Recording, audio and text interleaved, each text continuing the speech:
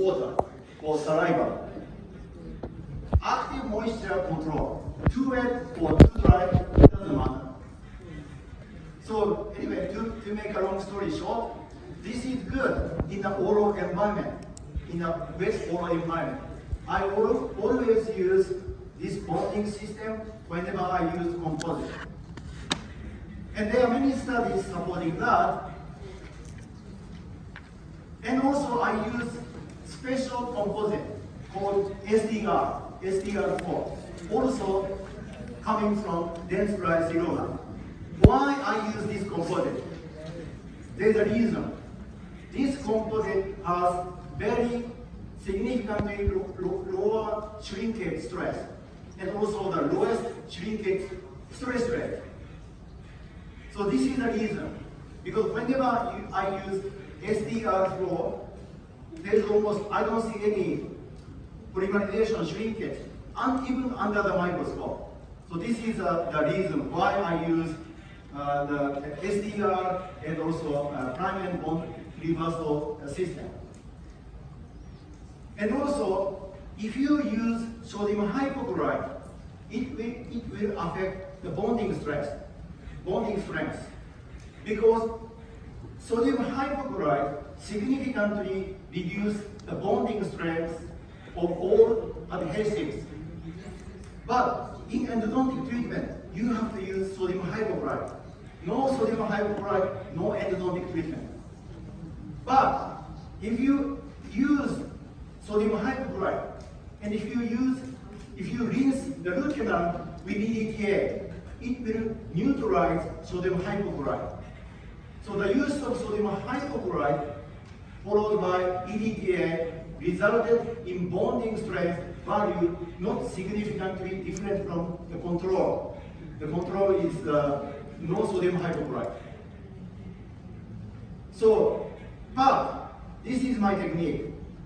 Whenever I do root canal treatment, before I use sodium hypochlorite, I always build up the walls. I need 4 walls to isolate the tooth from the oral environment. So I use composite first before I use sodium hypochlorite. So this is what I do. So I remove carious lesions, then I build up the missing walls with composite. I use prime and bond reversal. I use SDR. On top of SDR, I use normal composite like this, Gracefield Zero Flow from DC, a Japanese company. So this is what I do. If you have no crown, but you have to place rubber down, so that's why I will build up 4 walls using the prime and bond reversal, and like this, and like this. So if you are going to treat the maxillary incisors, you need the tooth to look nice and natural, because the patient cannot go home without incisors. So that's why you have to do this. So I use prime and bond reversal and SDR. On top of SDR, I use composite, the regular composite. That looks good. So this is how I build the temporary tooth with composite. So like this, I have already shown this to you. So I always try to finish the case in 1 minute. So this is preoperative radiograph. You see the metal pose and the coronal restoration. I removed it. Then I immediately built up the temporary crown with composite. I finished the case in 1 minute. And this is a 3 months post-op. And this is pre-operative coronal view, the sagittal view. And this is the 3 months sagittal view showing nice periodical healing because of the tight coronal seal. No coronary leakage. So let's talk about vital bulb therapy, because vital bulb therapy, from my point of view, is the most important.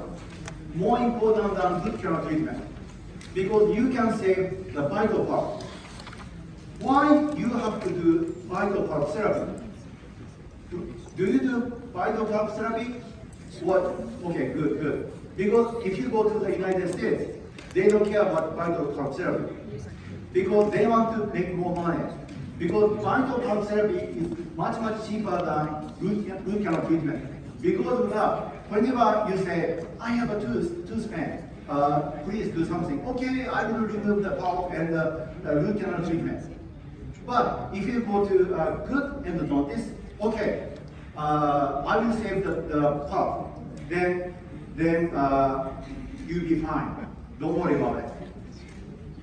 Of course, in my case, in my office, because 98% of my cases are in treatment, I have only 2% vital cases because I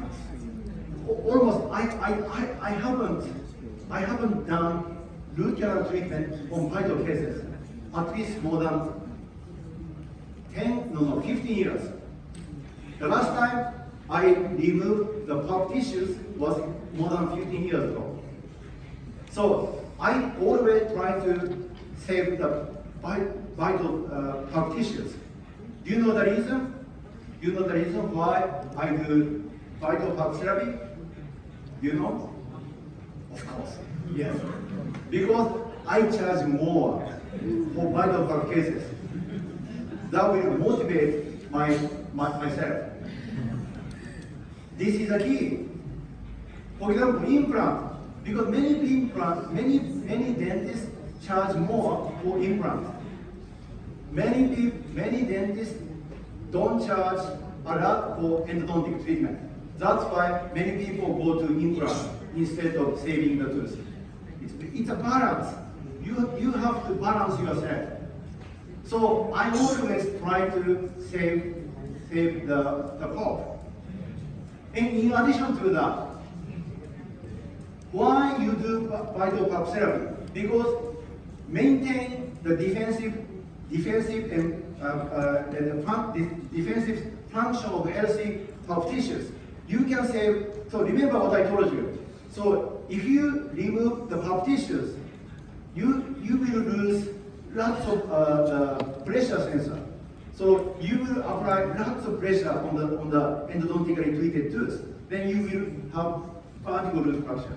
But if you save the pulp, you will not lose the function of defensive function system.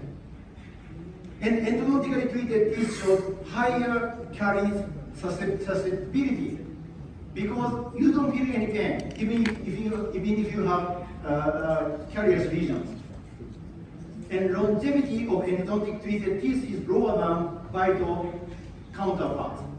40% of root fillings are technically inadequate with persistent apical periodontitis. And more, 35.9% of root canal treated teeth had apical periodontitis. 41% of root canal treated teeth had apical periodontitis. So the success rate in general in endodontic treatment is not very high in general. So this is the reason. Because if you have lateral canal or if you have complication in the root canal system, your success rate will be significantly lower. So you can avoid root canal treatment. How do you do that? You can just save the pulp tissues. So here, this is again from Professor Simon Friedman. Up to 71% of root teeth appear to have post-operative apical periodontitis. Okay? The root canal treatment is not good if you look at the success rate. 33% to 87% of root fillings appear suboptimal. So it's not good. Underfilled or overfilled, it's not well controlled. So this is the reason why you should avoid root fillings if it's possible. So definition. So again, I have kind of told you this definition of cracked enamel. If you see the cracked enamel, you have to be careful. It occurs in 10 to 12% of the injured teeth. 1.8%, almost 2% of cases will become non-vital within 6 months. 7% of cases are negative to vital test after trauma. 21%, only 21% of the cases regain vitality within 9 months. So even if you see the crack in the enamel, the chances of becoming, the tooth becoming necrotic is higher. So don't leave it alone. You have to fix the gap. The major fracture without treatment is more than 50% will result in pulp necrosis. Protection of the major fracture reduces the pulp necrosis to 4.5% to almost 8%. So if you, every time you see the gap or crack, you have to protect it.